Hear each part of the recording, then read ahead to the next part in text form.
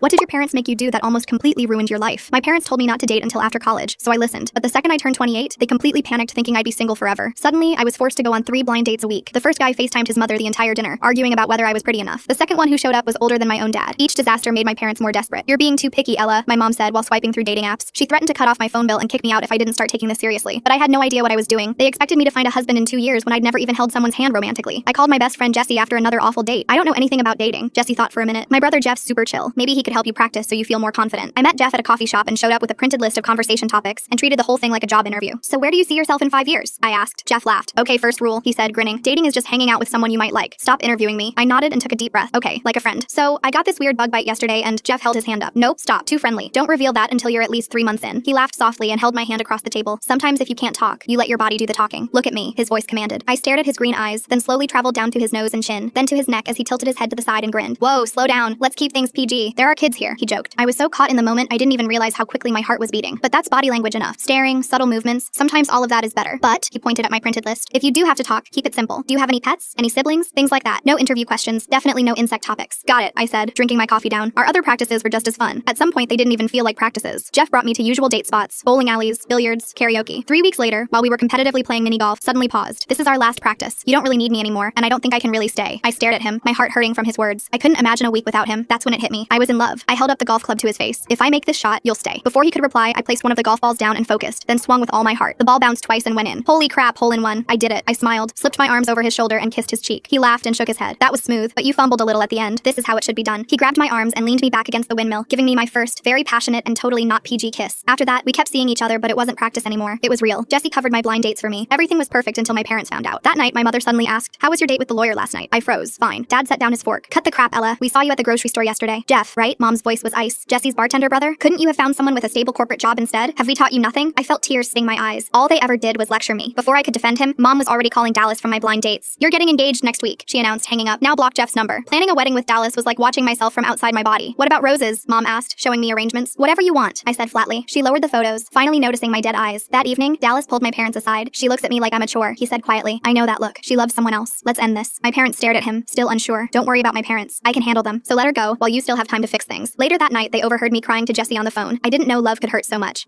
I want to end it. I can't live without him. The next morning, my parents called a family meeting. "We wanted you married, to have someone to care for you when we're not around, but you look miserable," my mom said quietly. Dad nodded. "So we're calling off the engagement with Dallas." I just sat there, too exhausted to even react. "It doesn't matter," I said. "Jeff won't even talk to me now, so pick a new guy or whatever. I don't care anymore." "That's not true," Jeff said, walking in. I covered my mouth with my hands, tears staining my face. "Jake." I ran over and hugged him, burying my face in his shirt. He wiped away his own tears and bent down on one knee. "Ella, will you go on a real date with me? Can't we skip straight to marriage?" I laughed through my tears. "But yes."